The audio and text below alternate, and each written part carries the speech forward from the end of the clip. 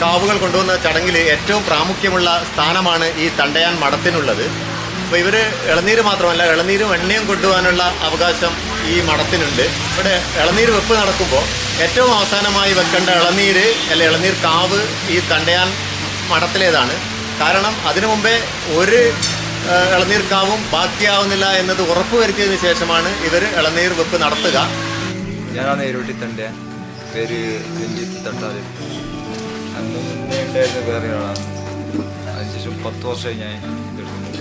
ഞാൻ ശേഷമുള്ളത് ഇവിടെയുള്ളൊരു അവകാശിയുണ്ട്. 12 വയസ്സുകാരനായ ലിയോ ആണ് അടുത്ത എരുവട്ടി തണ്ടയാൻ.